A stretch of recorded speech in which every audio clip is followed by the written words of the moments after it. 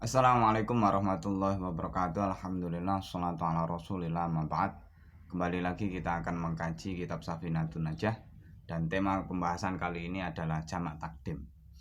Perlu kita ketahui terlebih dahulu bahwa yang dimaksud jamak itu menggabungkan antara satu sholat dan sholat yang lain di dalam satu waktu. Misal duhur dan asar itu boleh dijamak, maghrib dan isya itu boleh dijamak.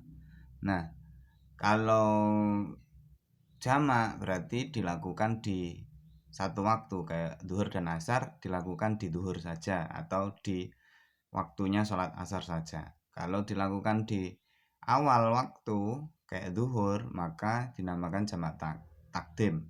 Kalau di waktu yang kedua, maka dijamakan jamak takhir, kayak dilakukan di asar itu jamak takhir, atau dilakukan di sholat isya, maghrib dan isya dilakukan di sholat isya, maka jamak takhir. Kalau dilakukan di sholat maghrib, maka disebut jamak takdim. Seperti itu.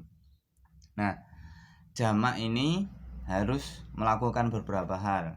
Misal seseorang melakukan hal yang berat seperti perjalanan sejauh 88 meter atau 88 km atau katakanlah 90 km, maka dia boleh memilih sholatnya dilakukan secara takdim atau jamak takhir.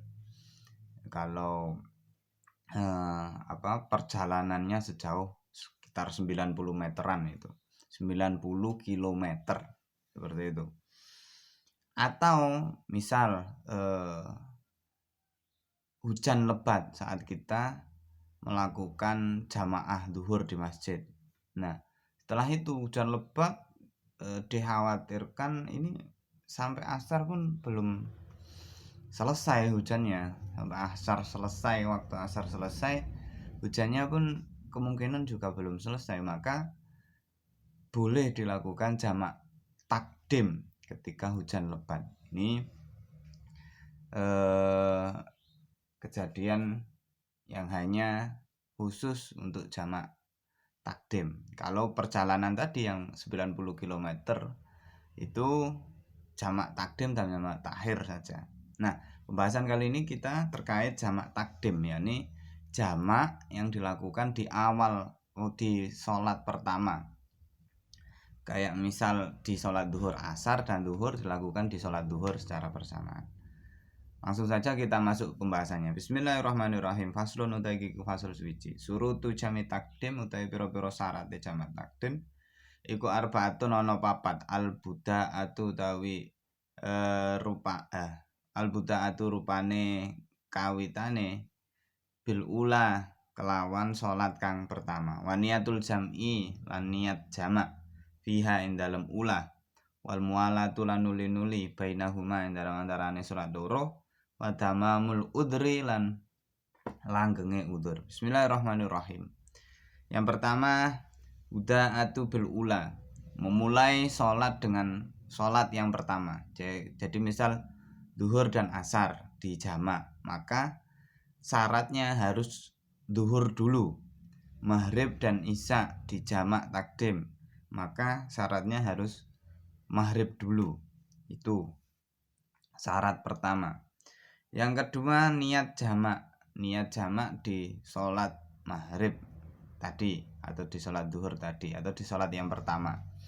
Diniati jamak ini bakal dijamak dengan sholat asar misalnya, atau bakal dijamak dengan sholat isya, seperti itu. Yang kedua, nuli-nuli atau mualah itu berkesinambungan.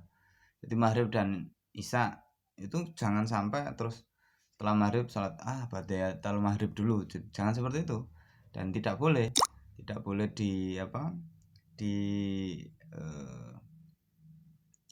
dipisahkan. Jadi setelah maghrib langsung sholat isya yang dijamak juga, seperti itu. Terus yang terakhir, udurnya masih ada. Jadi jika dia dalam perjalanan, maka dia masih dalam keadaan perjalanan di 90 km tersebut.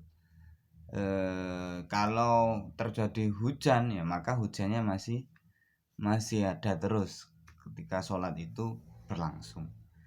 Itu syarat-syarat dari jamak takdim. Akhirul kalam, assalamualaikum warahmatullahi wabarakatuh.